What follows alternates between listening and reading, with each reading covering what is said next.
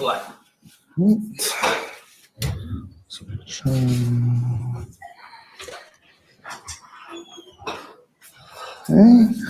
All right, if everyone could please take their seats, we are about to begin our next panel.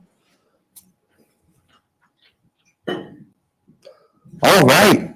Hi, everyone. My name is Christian Anzana. I'm a first year's Master of Social Welfare student here at UCLA, and I will be the moderator of this next panel out here today. Our topic is taking an intersectional approach to social justice and encouraging youth activism pathways and strategies for impacting global decision making. I just first want to say thank you for everybody here thank you everyone for being here in this space today.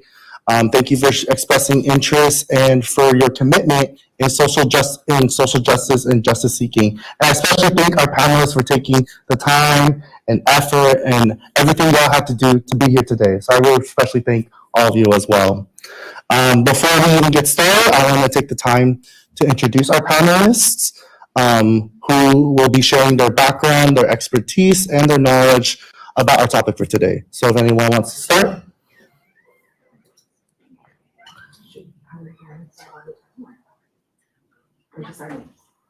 Okay, so if you just share your name, pronouns if you wish to share, your background, and your background for now. Okay. Hi, I'm Susan Lares-Nakaoka. I'm the Director of Practicum here in the Social Welfare Department at UCLA. My pronouns are she and her, and I'll be talking a little bit about a historical case study on Japanese American activists during the World War II. Hi, everyone. My name is Samantha Rae, and I am a Master's of Social Welfare student here at UCLA. My pronouns are she, her, and I think I'm going to be talking more about intersectionality broadly, but I'm going to try to bring in that global perspective of it. Hello, everyone. My name is Britney Foster. I'm a lecturer here at Luskin, and I am the co-founder of Trajectory of Hope. We are a racial equity organization where we imagine a world where Black students and Black families every day in this country can walk onto schools and experience acceptance, joy, safety, and belonging. We do this with the hope of eradicating implicit bias that negatively impacts Black students with educators. And we also repair historical harm to Black families by creating safe spaces on school campuses for them. And so I would bring in the intersectional lens coming from the thinking of race as it relates to intersectionality, but also all of our different identity markers. And I'm really excited to be here and engage in conversation with you all. Hi everyone, my name is Lia. I'm 16 years old and I'm currently a senior in high school. I use she, her pronouns, and just a little bit about my work. I'm currently working with Plan International as a global youth ambassador, shaping their policy on children and girls. And I also advise on our Canadian Senate, Senator Marley McPhedran on the Canadian Council of Young Feminists. And I've previously worked with the UN Refugee Agency during the EcoSoc Youth Forum and UNGA 78. All right. Thank you so much for introducing yourselves. Before we even get to the topic, I know maybe some of y'all are even wondering, what is an intersectional approach, right? Maybe for some of y'all in this room or in this space, this is new information. So I just want to provide just a very quick intro to at least the definition of what this is before our panelists contextualize this term of intersectionality into their work as well when we're discussing how that's going to affect domestic and global affairs. So I first want to mention that intersectionality is first coined by Kimberly Crenshaw in 1989, and building on her definitions and notions of intersectionality plus Oxford Dictionary, which was added later on, intersectionality is the sociological framework in which social categorizations such as race, class, gender, sexuality, ability, and more create an overlapping and interdependent systems of discrimination or disadvantage. Pretty much this just states the idea that each person has their own unique experiences of discrimination and oppression. So with that being said, I'm going to allow the panelists to speak more on intersectionality and how that has influenced their social justice seeking strategies, as well as like their background and knowledge on this topic. So with that being said, for for the speakers, if y'all could share your thoughts, experiences in taking intersectional approach and social justice and youth advocacy. Do you want to go first? Okay, so we will be pulling up a presentation for one of our speakers. Okay, thank you, Christian. Yeah, I do have a few slides that I'm going to share with you, and I really appreciated that introduction. So when I think about intersectionality, it's a big part. I forgot to mention I'm also the co-founder of Critical Race Scholars in Social Work, and critical race theory and intersectionality kind of go together. It's part of the theory. Kimberly Crenshaw was very involved in kind of origins of critical race theory, but also I also think about other Black feminist scholars, so Patricia Hill Collins, Bell Hooks, Audre Lorde, were all kind of a part of thinking about race, class, gender, and other forms of identity and oppression. Also, Chicana feminist scholars like Gloria Anzaldúa, and queer scholars, which a lot of that group is as well, kind of talked about their sexual orientation, their race, their class, their gender, citizenship, and again, how that all impacted their life's work. I think in recent years, intersectionality has become a little bit more commonly known, especially kind of during when folks were looking into their own identity, trying to really search how they could be more anti-racist. And it kind of has become to be associated with how we look at ourselves and our identity. But I really want to stress it's also about privilege and oppression, right? And how they're interlocking, how they're unique depending on all of our standpoint. So in talking about my own standpoint, I do want to talk about how I kind of got there and see intersectionality within myself. The case I'm going to talk about, I'm going to take a little bit of a historical approach. So I'm actually going to be talking about Japanese American women activists in Nisei, so that means second generation. Their parents were immigrants. They were born here. And how they became activists during World War II when their families were incarcerated, and they kind of became lifelong activists. So that's what I'm going to talk about in a minute. But my own intersectionality is definitely informed about thinking about identity, privilege, oppression, and it relates to myself. So just really quickly, I do have some ancestry ties to being Mexican American or Chicana, right? And when I say Chicana, it does kind of tie to or connect me to indigenous, being indigenous here on this land, right? But because of colonization, because of how the U.S. kind of illegally occupied this land, it's not known, right? I don't know what language that would have been. I don't know what land that particular ancestral thread is from. But I do want to kind of look towards intentionally kind of recapturing that. And my grandson was just born 3 days ago. You could put the next slide. Thank you, he's so cute. And I just am sharing his name because it's kind of trying to intentionally recapture, again, that indigeneity, right? So his first name is Olin, which is a Nawa term, meaning like movement or kind of movement with your heart, social movement, physical movement of earth. Kunio is my dad's name, so Japanese American. My name, again, Japanese American, and she is his mother's name, and she's Taiwanese. So I just wanted to share that. But again, this kind of intentional thinking about our identities, right? And they did hyphenate the last name, again, kind of trying to fight the patriarchy, right? Of just using my son's last name. So being the third generation Japanese American, which I am and culturally am, means my parents were both born in the World War II concentration camps. Next slide. So if you don't know anything about it, during World War II, 110 to 120,000 Japanese and Japanese American were forcibly removed from the West Coast. This was after Pearl Harbor. And they were put in camps that look like this one. So this one's Poston, Arizona, where my mother was born. And they had to stay there between 1942 and 46. So the important thing to think about here, and the U.S. later, one of the few times they've apologized ever, but one of the things to remember is majority were American citizens, right? They were born here, so this Nisei generation that I'm going to talk about. And their rights were just taken, assuming that they couldn't be separated from, quote, the enemy, right? Which didn't happen to German Americans, didn't happen to Italian Americans, so it was a case of racial prejudice and wartime hysteria is what the eventual kind of causes of this was. Eventually, much later, 1988, there was a decades-long movement called the Redress Movement. You could call it reparations movement, where Japanese American activists fought to get an apology and some type of reparations. In the end, it was $20,000 per individual and an education fund. The women that I'm going to talk about were very active in redress nationally. They became very active in their own communities and were just lifelong activists.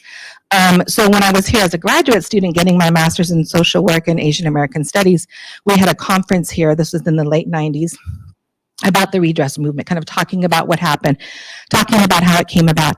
And this is how I found out about the women. I wanted to know, and because we only know about the men in the movement, I wanted to know about the women, which is very similar in social movements. So I wanted to know about their intersectionality, right? So my thesis was all about how their race, class, gender affected their development of activists, because we think of Japanese American, Asian American women as passive, not political. So I thought these were such unusual, atypical women. And in the end, so these were the 5 women I looked at, and they're shown here as elders, because that's when I interviewed them as elders. But if you see on the right, those were their ages when they were put into camps, right, with their family. And they were active from that time. So I wanted to just briefly say one or two things about each woman and how they kind of became active at this young age when they were facing so much hardship and so much kind of external pressure and oppression. So Sue Kunitomi Embry was 19 at the time. She was from LA. Her family owned a store in Little Tokyo until they were forcibly removed, had to shutter the store, and were put in these camps. Because she was her father died at a young age, so she had a lot of responsibility with her family. And she kind of took that close-knit ties to community in Little Tokyo, responsibility to family, as she had to be the one to do something, right? So whenever things came up, that was her, because she had experience in working in the store. When she was put into camp, she had some leadership roles. She always wanted to go to college, but couldn't because of this responsibility to family. So she actually became the editor of the newspaper in Manzanar, which was one of the camps. And as the editor, she often faced gender oppression. They went out to a local community to print the paper. Women weren't allowed in the printing press, so she literally had to, even though she was the main editor, she had to wait outside. The other writers could go in, and then she could help get the paper out later. She eventually became very well known for creating the Manzanar pilgrimages, which still go on today, where people go, and every year there's kind of a remembrance at Manzanar, which is one of the camps here in California. I think part of her kind of race, class, gender combination was this commitment to community, commitment to family, but while experiencing this extreme racial and gender oppression. Chizuko Kitano Yama, also from California, was the 5th daughter of a family of 7. So as soon as she was born, she felt she was her father's disappointment, right? And as a result, she was kind of left to the side. She became very rebellious. Her sisters kind of took care of her to the point where she was very, her educational pursuits were supported not by her parents, but her sisters, and went to UC Berkeley at a very young age, at 16. So by the time the camp experience, she was about to graduate from Berkeley. They let her finish up, I was going to say online, not online, but by getting extra assignments, and they mailed her degree when she was in camp. But she became active in camp at this young age of 20 when the camp was discussing whether or not men should be drafted to the U.S., right? So imagine you're in camp, the U.S. has incarcerated you and your family, and they're asking you questions to say, are you loyal to Japan or loyal to the U.S.? So they're going to draft people right after camp to fight for the U.S. And she spoke up in a mess hall saying, let's let the young men decide. We're all talking, we're all giving our opinions, but it's their lives, so let them talk. Well, to have someone so young talk when all the elder men were talking was her kind of first point of activism. The camp ended up kind of shunning her family after she ended up leaving camp, but that experience kind of fueled her to do more activism, and she became a lifelong activist in all sorts of different ways. Cherry was from Seattle and did similar types of activism. She was also on the newspaper editorial board, and she remembers writing a column about feeling like a caged bird in camp, even though they weren't supposed to write about political issues, and that was kind of her first experience of political activism at around 18 or 19 in the camp, and then became a lifelong activist, again, with redress and other things. Chia went to camp, the youngest of all of them, and wasn't so much active in camp, but because she was smart, because she had some education, she was also able to get one of those roles where she created a school, she created different programs in camp. So when she was out, she was able to really participate and think about her family's experience in a critical way. And then Grace is probably the most well-known person in the Japanese American community in history. She became a very high level during the redress movement, but because she was the eldest daughter, she had a lot of family roles in which she took on. So any injustice against community, she felt it was her responsibility to do something about it.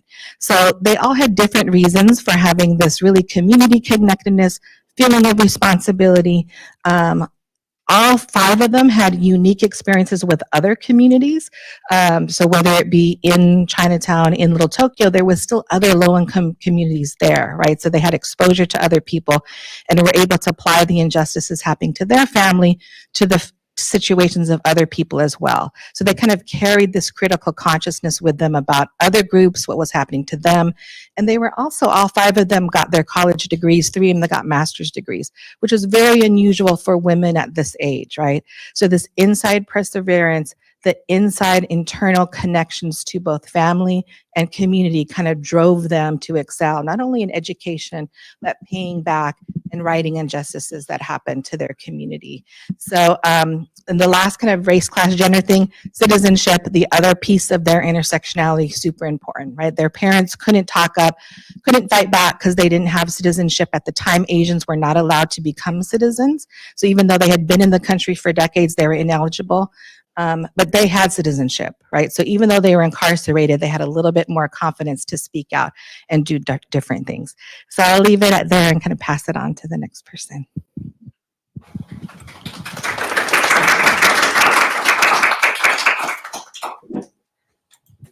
Thank you, Susan. So I wanted to start off my part with, again, bringing back the idea of like what intersectionality is. So when speaking about intersectionality, especially as it relates to social justice and youth advocacy, I think about how these different identities do have historic relationships with power and oppression. Of course, for any one person, they would have various different identities that they relate to on this basis of what we've been talking about: race, ethnicity, gender, sexual orientation, and nationality, to name a few. To me, intersectionality really is that process by which each of these individual identities and any one person interact at different areas within the spectrum of privilege. For example, the experience of privilege by a white woman will be different than the experience of an Indigenous woman, even though they are both women. This is apparent, especially here in the United States, where Indigenous women are exponentially more likely to die in childbirth than their white woman counterparts. This trend is also true for Black women, who are also more likely to die in childbirth than their white counterparts. Here, even though all of these women share the marginalized identity of being a woman, for Indigenous and Black women, their additional racial and ethnic minority status intersects with their identity of being a woman to produce this unique and further marginalized experience of womanhood.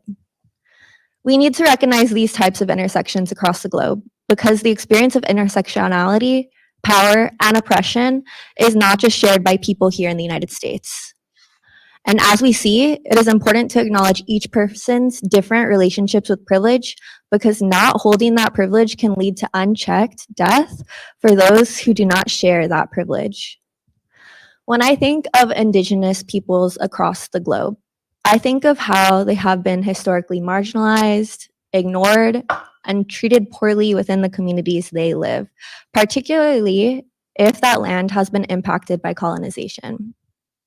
When I think of people who have proximity to Blackness across the globe, I think of how no matter where you go, colorism or the favoring of a lighter skin complexion permeates throughout global communities. If you recognize these trends, then I think you can begin to recognize how intersectionality might play out within social justice movements and youth advocacy. And thinking about social justice movements, I think about how even within social justice movements that have aimed to increase the privileges of marginalized groups, how there are still people within those groups whose needs are ignored or unprioritized. An example here in the US is the Pride movement, and happy Pride, by the way. Which is often credited to the protests started by Black trans women in a time where trans people were not even fully accepted or accepted at all into the queer community. I think about how even today, when we clump people into these umbrella terms like LGBTQIA+, or even queer, the one I just named, trans people continue to be an afterthought and continue to not be equally represented within these terms. For instance, research today that focuses on the queer community hardly even actually includes trans people within their samples when this research is used to identify social justice issues within this community and needs that this community is presenting with. Similarly, when considering how intersectionality affects youth advocacy, I think about youth who carry multiple marginalized identities and how these youth are going to be carrying those stronger relationships to marginalization into these settings where they have historically not had power or a voice. Into settings where they already are marginalized as being youth in spaces where we prioritize adult voices. I think that all of us, both here today, in person and virtually, can understand the feelings of having both privilege and not. However, it is important for us collectively to recognize those people who carry a stronger burden to oppression and uplift and center these voices, especially in social justice initiatives or in the promotion of youth advocacy. I challenge you to map out your identities today, to map out your privilege, and begin to cultivate a conscious relationship with intersectionality. And if you find that you have this strong connection to oppressed groups, oppressed peoples, please do not be discouraged. It should empower you to raise your voice louder because you are the types of voices that we need to hear that we have not heard.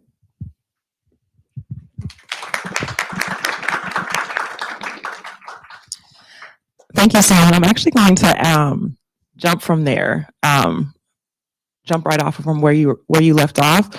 First, I'm not sure if when I introduced myself, if I said my pronouns, she, her, hers, and I did not speak into the space that, one, I am not a mother, but I am an auntie and a godmother of like 10 beautiful Black children. I want to make sure that I acknowledge them in the space, and to also share that I studied religion. So I have a Master's of Divinity from Harvard, where I got to study with folks from around the world from different faith communities. And I think I entered school from a very closed-minded perspective due to religion, and identified as Christian. And I feel like I left with so many more questions than I had answers to when I left divinity school. And I think that definitely shapes my view. And I think that religion definitely needs to be brought into the conversation of intersectionality.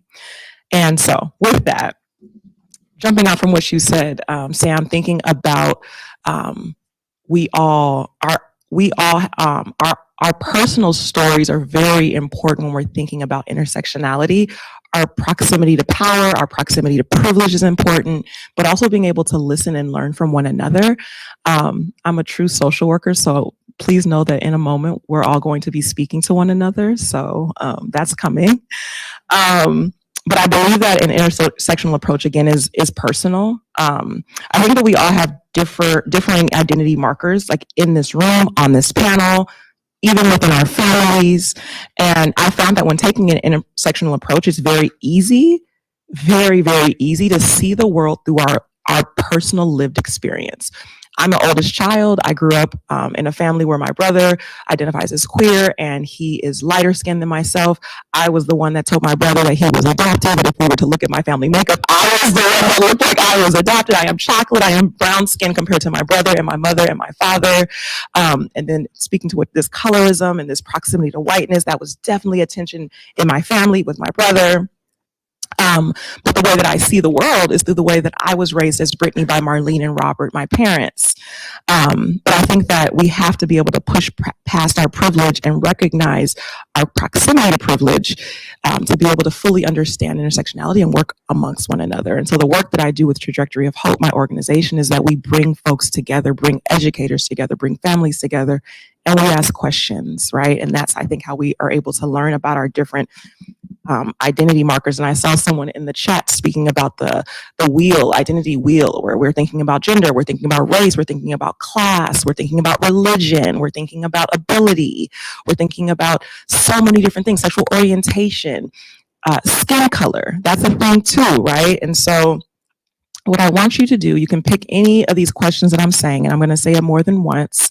Also neurodiversity, things like that. Those are different identity markers, right? So I want you to think about these questions. How were you educated? Where were you educated? Where did you go to school? Was it a boarding school? Was it a private school? Was it a public school? Were you in a rural area? Were you in a urban area? Were you in the suburbs? How was your schooling experience? What was the racial makeup of your school? Was it a monolith? Was it all one race? Or was it multiple races? Did you go to a school outside of the country that you were born in? And was it a religious institution, right? Was it a Catholic school? Was it an Anglican school? Was it a Muslim school? Was it a Jewish school? So I'm going to say those questions one more time, and then I want you to find someone sitting next to you, no more than groups of 3. And I want you to choose a couple of questions and answer it. But how were you educated? Where did you go to school? Was it urban? Was it rural? Was it a boarding school? Was it a private school? Was it a public school? Was it a different country than you were born in? Was it a religious institution? How was the experience? What was the racial makeup? And then I'm going to give about 3 minutes. So if you're in a group of 3, 1 minute per person. If you're in a group of 2, 1.5 minutes. I will give you a reminder of when it's time to turn and switch. Sharing is always a choice. You do not have to speak in this space. You don't have to speak in your group. However, another norm is lean into moments of discomfort. So if you find that you are feeling uncomfortable and don't want to speak, you do not have to, but explore what is it coming up for me that's causing me to not want to speak, and what about these questions are coming up for me. So 3 minutes, you're good to go.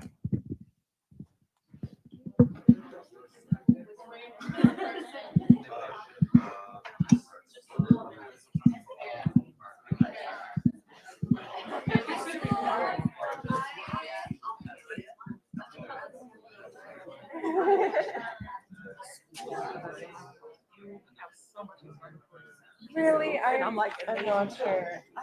Girl. Yes. I don't really get back into that. I've been looking, like, having these conference plan this. So it's been, yeah, my middle of the notes yesterday, so I'm not sure what I'm going to talk about, but I'm looking forward to it. Yes, of course.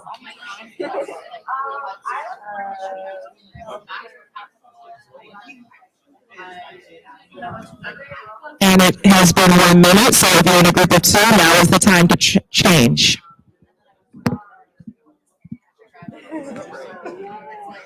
I'm so glad that you provided like what I've noticed kind of throughout is like a lot of I'm not For those in the chat, if you don't mind explaining, can you?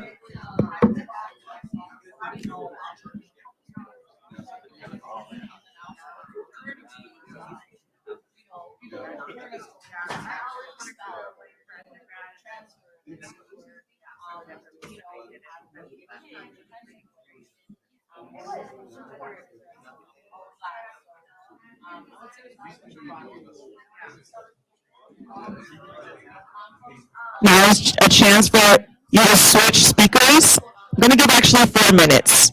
So we need more time. Minute 2.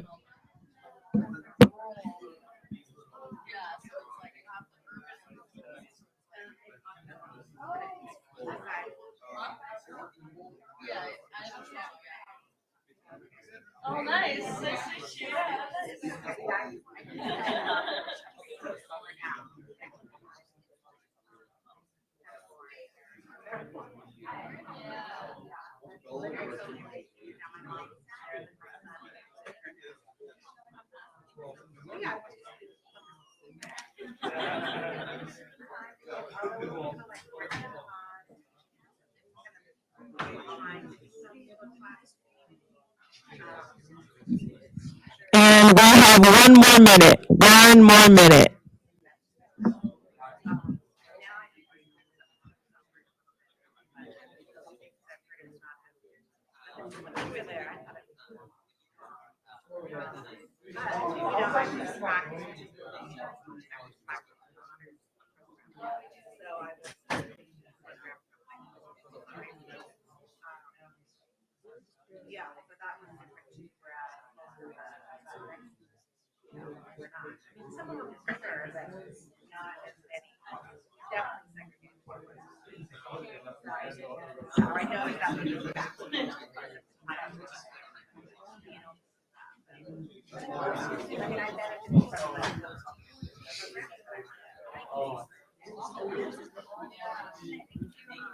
And if we can start wrapping up our conversations.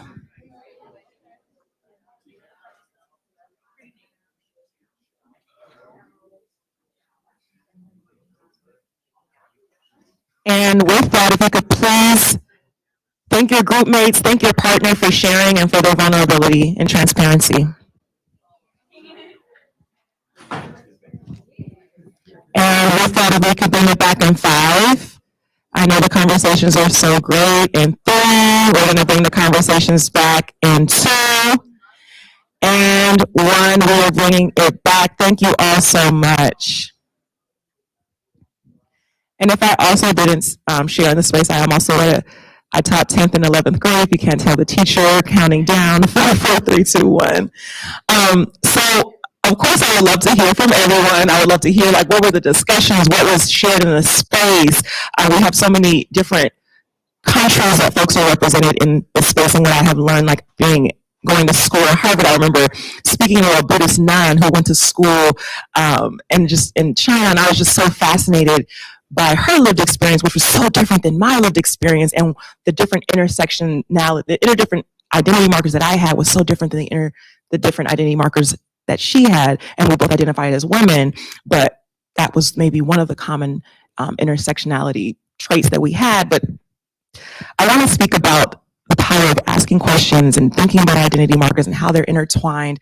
I think about the work that I do with Trajectory of Hope, my organization, and I remember I was in a group of multiracial educators. There were different races represented in the space, and there was this one white educator that identified as a woman, and she spoke to me about going to school in Texas, in the United States, in the state of Texas, and she helped integrate her school, so Black and white, and she was speaking about the KKK, and she spoke about how she was attacked or teased by some Black students.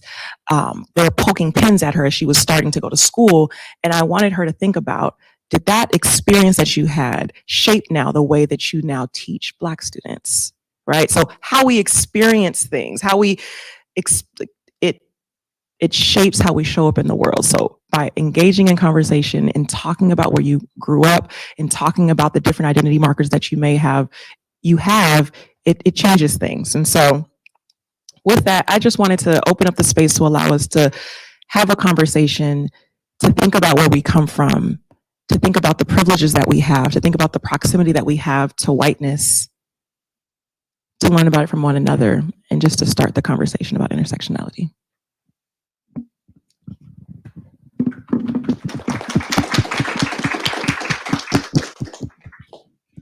Hi, everyone. As you can tell, I'm not really an expert on this topic, but I wanted to take a moment to share my personal experiences with intersectionality, and especially intersectionality in policymaking and activist spaces. So I'm a woman of color. I'm a second-generation immigrant, and I'm also a human rights activist. I'm a gender equity advocate, and I'm a racial equity advocate. And something that I've experienced, and something that so many of my peers experienced, is being underestimated and being seen as somebody who doesn't belong in these kinds of spaces. When we walk into a room, it's not filled with people that look like us. It's actually filled with people who seem to be the exact opposite. And with that comes unique challenges, but also unique opportunities. So I just want to take a moment. What Sam said kind of reminded me of, weirdly, a paper that I wrote a month ago. So I just want to take a moment to read a section from that. The barriers faced by women, people of color, the trans LGBTQIA+ community, youth, and other marginalized and intersectional individuals have long prevented the just and effective functioning of universal human rights institutions and policymaking spaces. While children, women, minorities, indigenous peoples, migrants, people with disabilities, and refugees are most vulnerable to human rights abuses, they are also the least represented within the human rights system. The importance of diverse, intersectional, and anti-colonial perspectives in this work cannot be overstated. It is of utmost urgency for the UN and other human rights and policy-making bodies to lower barriers to entry, fund diverse participation, and receive youth and intersectional individuals as full-fledged partners in the pursuit of justice. So with that, I want to talk a little bit about lived experience. I think that while lived experience and intersectionality poses discrimination and bias, it can also be a tool for success. Your unique identity and the experiences you have bring a level of expertise and knowledge that no degree or no job can bring. And I think that lived experience and the unique challenges that we face as intersectional individuals, advocates, and activists give us a different perspective on the ways that we can approach these challenges and the ways that we can approach these barriers. And I think when we go into policymaking spaces or spaces where we are not the majority, something that we need to remember, and I said this yesterday as well, is our identity and our lived experiences have innate value. Just because you don't have this degree or this job or this opportunity doesn't mean that you are of less value than your peers or your superiors. The things that you've faced, the barriers that you've overcome have innate value. You have innate value, and you need to remember that when you go into these spaces where they have high barriers to entry and where you might not necessarily feel like you belong.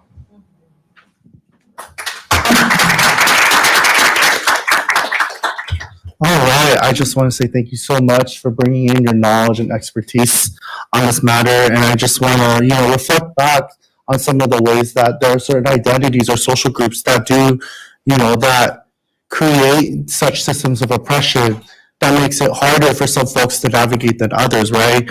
From what was talked about, things such as citizenship impacts the way that multi-ethnic folks have to navigate a system of how to survive and how to, in the ways in which those things affect political action and how do individuals and communities have to face that together, right? What also was mentioned was where you were raised, right? Where you were raised is a big factor. And I know there's some studies that show that literally your zip code does determine your life outcomes, right? The ways in which your environment can determine what school you go to, whether there's a grocery store there or not can impact that, right? Whether there's walkable streets or not can impact, your life outcomes and such and things like that. And I just want to highlight that all of these different factors, form your unique life experience. And as what you were mentioning earlier, that's experiential knowledge. Your intersecting identities of your intersecting identities do form both privilege and oppression, and that is your own unique experience, and therefore experiential knowledge that needs to be heard, right? And unfortunately, there is some, some identity groups that are conflated in dominant narratives about certain social groups that are not being represented, and that these dominant narratives don't reflect the accurate reality. But it doesn't reflect the reality of certain folks that have to navigate this world a lot differently than everybody else, right? And so now that we've kind of gotten some of the foundational knowledge on that, based on what our speakers have said, I do want to pose this question. What opportunities do you envision in both educating others about intersectionality, as well as how does that impact justice seeking strategies in the respective fields that you're involved in, both domestic and globally?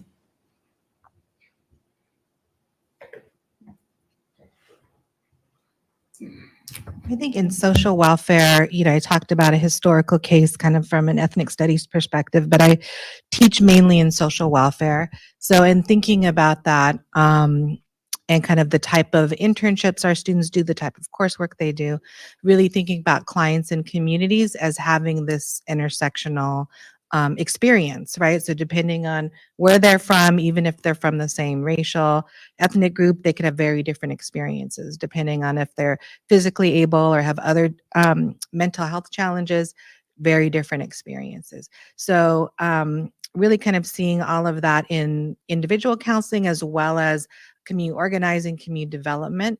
Are we setting up programs that respect intersectionality, right? So you can't exclude people that are not citizens or that are single mothers or particular religions, right? What is going on? And in the way we shape programs, when we see like, okay, who's excluded here? And is it because of our policies?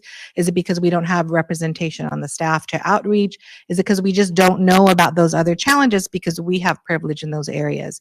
So I think always being critically reflexive, asking who's not in the room, who's not getting services, and what else can we intentionally do to think about that to make sure it's inclusive. I think very similar, yes, since I'm also working in social welfare. I'm thinking a little bit about more, micro practice work.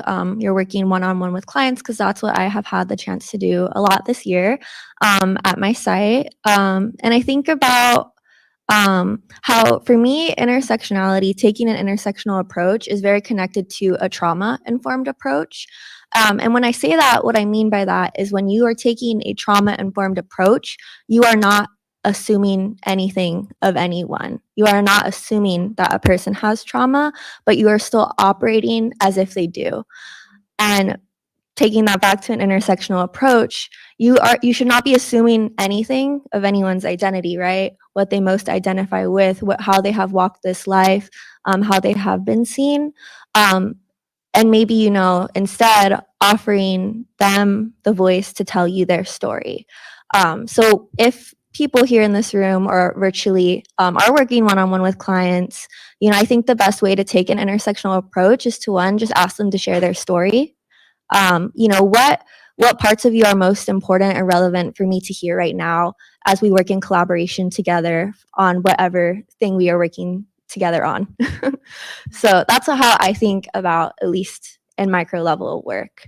And then in maybe more macro level settings, if you are doing, research or, community work, as you're developing policies for your population that you're aiming to serve, I think really think about who in this community needs the most support, who has been the most ignored, and start there.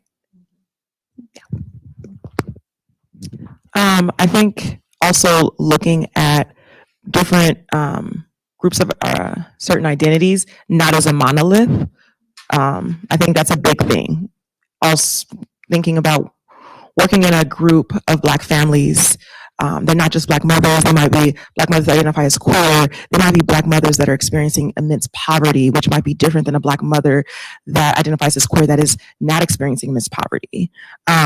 What I very quickly try to do in this space is really big on creating safe spaces to be able to unpack your identities, because I can't take an intersectional approach if I don't know what are the different identity markers in the space. And some folks don't feel safe enough to unpack their identity markers. because it's not safe to. And I need to know if I can trust you to be able to even tell you what's at play. Because if we're in a space with folks and we're trying to do work and trying to get things passed, but you don't even feel safe enough to say, Britney, I don't have food today. I'm living in my car and I just got arrested by the police because I was walking and I looked suspicious. How can I do any work? How can I take an intersectional approach with you if I don't even know, right? So as Simon's speaking about a trauma-informed approach, I agree with that. And I agree like how you can do that. One is by creating a safe space to unpack identities, and then also doing your own personal work to unpack your lived experience and unpack your own biases. Because when you see a Black person, when you see a Chicana person, when you see someone that's differently abled, what is your view of them? And they're not a monolith. So your view might be very skewed and biased. Something that I've seen success with in my work is collective mobilization. I think when it comes to marginalized communities, and especially intersectional identities and youth identities, is that our lived experiences and our views and our identities are not the dominant narrative. And something that is so important in systems and in these spaces is to come together as a group, no matter your diversity or the causes that you champion, and become the dominant people in these spaces. And barriers are so high. It is so hard to break in. But when we have a group that is collectively passionate about something and collectively passionate about even just being heard, I think that that is so powerful.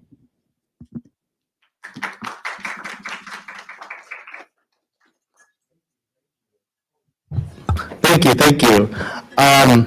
Before we move on to audience questions, both online and in person, I do have one more follow-up question.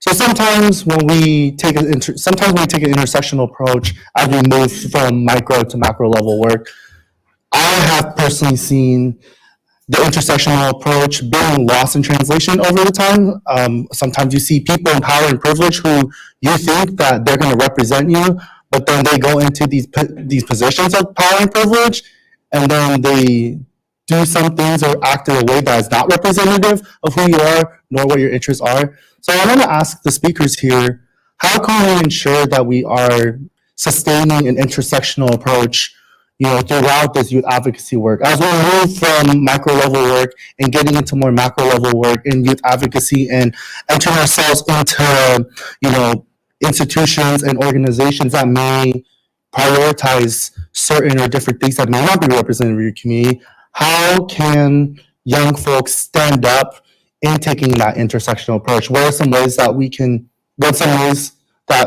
people can do within a justice seeking strategy to be able to sustain that approach?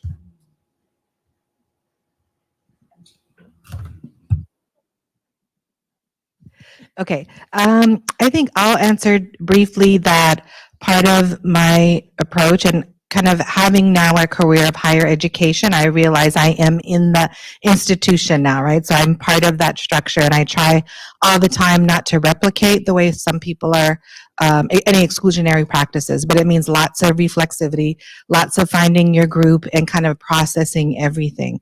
And one of the ways that I've done that for sure is the Critical Race Scholars and Social Work Network, like finding people who vibe with you with the same values, can talk to you and say, okay, this just happened at work, that's not right, right? So what else can we do? So sometimes it's organizing outside of your system. And in the women that I talked about, they all either founded, created, or were heavy participants and leaders in some of these organizations, right? Whether it be ethnic-based, civil rights, human rights, women rights-based, they all participated in their local community, state, nationally. So finding your groups of people when you can't do it within an institution, but also being the person within your institution to say, okay, we have this policy, I can see, you can see how it's excluding certain people. Let's break that down rather than kind of just maintain what was there, keeping some of us out. So whenever you do have the privilege to be in those spaces, to really take that to heart and consider each and every time. And you fail all the time. I'm sure I've failed a lot of times, even in my current position, but don't, stop trying, basically.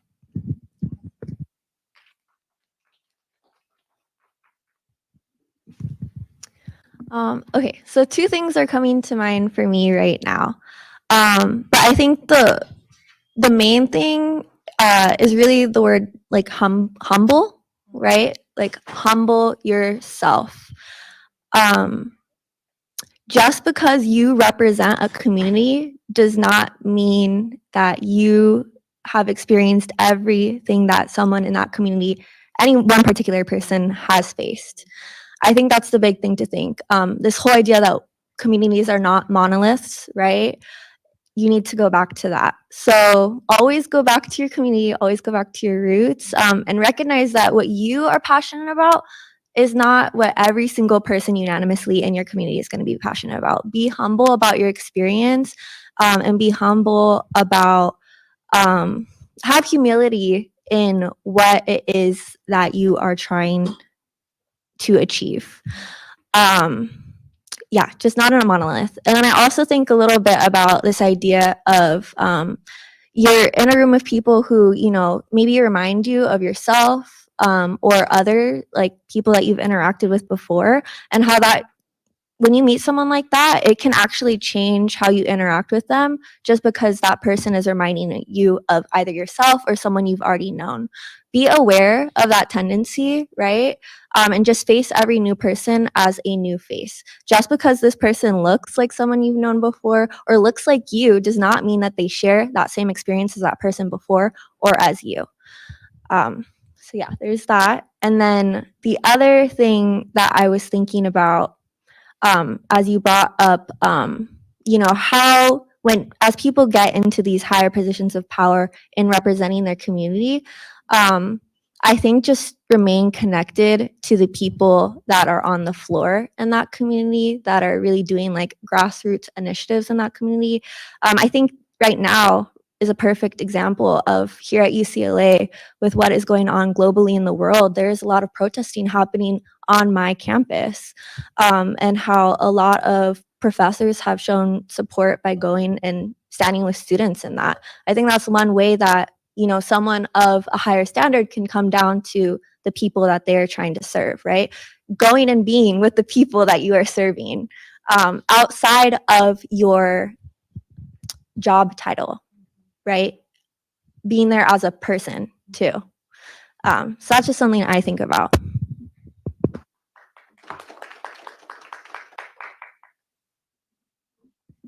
I think my answer to this question is twofold. Firstly, I want to echo what Sam said. When you're a person who is in a position of power, it is not only your privilege, but it is your duty to consult those in your community, consult those on the ground, and empower and uplift them so that they may be in the same positions as you. And secondly, something that's a bit more tangible, especially for many of us who aren't currently in positions of power, especially with what we're seeing right now in the humanitarian crisis in Gaza, our representatives do not necessarily reflect our values or what we want from them. So if I could give a piece of homework, if I could, in Canada where I'm from, and I'm sure it's the same in the United States, we have a database where you can input your postal code or your address and find out what representatives are representing your area or your riding. It has their email, it has their PO box, it has their phone number. If there's an issue that you're passionate about and that your government representatives or your diplomatic representatives aren't reflecting your views on, you can hold them accountable. And I advocate for this so much. For those of you like me who aren't old enough to vote, call up your representatives, send them a letter, send them an email, and demand change and demand that your voice and the voices of those in your community be heard. So that's something that all of you go home and do that right now. I think the only thing that I would add is when you ask that question, I immediately thought it's very political. You can lose your job, right? But I really appreciate what you said, Lia, of it is our duty. Makes me think about Asada Shakur and what she speaks of. But it is our duty. And I think that I always have to check myself, and I'm in community with folks that are constantly checking me of my privilege that I have. And I always want to ask myself, which side of history do I want to be on? When the history books are written, which side of the history do I want to be on? And I always want to be on the side of positive change and fighting for the people and not being the oppressor.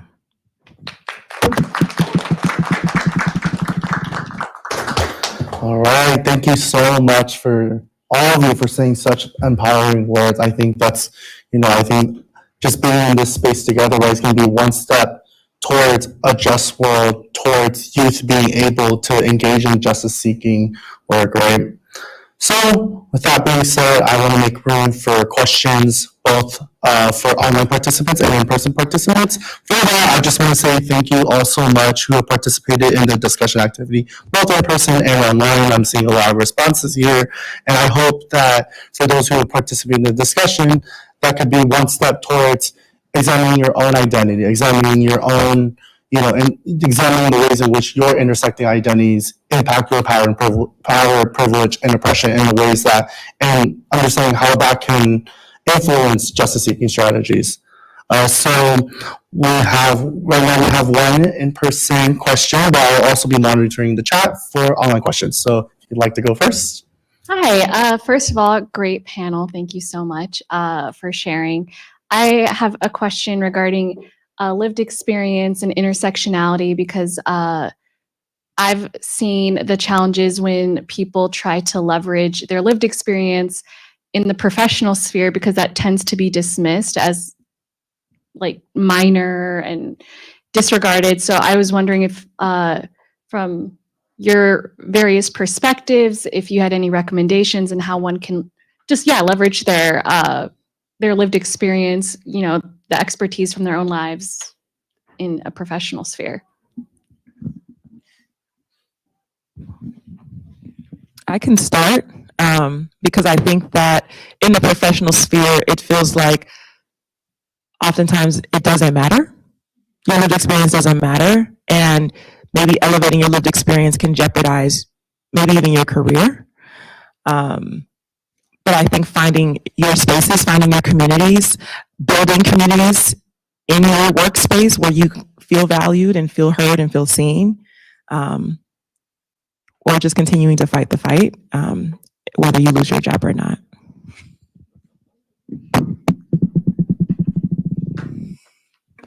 I think for me, the answer, it really is a critical race theory perspective. That is part of the approach. It's one of the tenets, like narrative, stories, visions from the bottom. So really valuing experiential knowledge in education, in research, and in other spaces has been really important. And it also changes policy. Like oftentimes it's that one story or person who stands up and tells their story or talks to an elected official that really changes their views or changes the course. So there is evidence of the value, also just kind of reminding folks about that. I'm thinking about a tactic I used recently when I went to lobby in Sacramento with my cohort for things I was passionate about with representatives that might not have agreed, and how one of the things we wanted to do was use our lived experience if we could connect to any of the policies we were trying to push.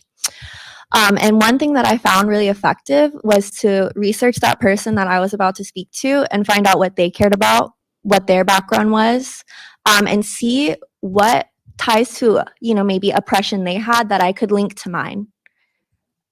That's what I feel like. If you can find connection in that way and really pull from that, I think that you can go a little further, because you're right. At the end of the day, sometimes people are going to dismiss you, but they can't dismiss themselves and their own experience of oppression as well. And if you can connect that to yours, then you've already made a step forward.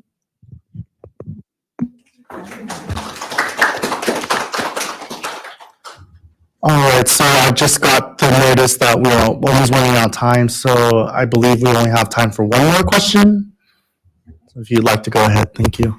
Okay, hi everyone. I'm Velvita. I'm from Cameroon. I'm just gonna pretty much give you a backstory. I'll just use a story. So I live in a country that has two languages. There's French and then there's English. And sometimes I crack a joke about the fact that I'm not sure which one's hard. Is it being black? Is it being African? Is it being living in Central Africa? Is it actually being Cameroon? Is it actually being Cameroonian and English speaking? Or is it actually being all of that and still living in a region or coming from a region that is currently in conflict? And living as a woman who has had to move out of that space and now is living in another French city where I have to now speak the French language to sort of integrate, sort of finding a job, finding communities, working with people is a little bit really hard for me. And then oftentimes I'm told that I'm privileged.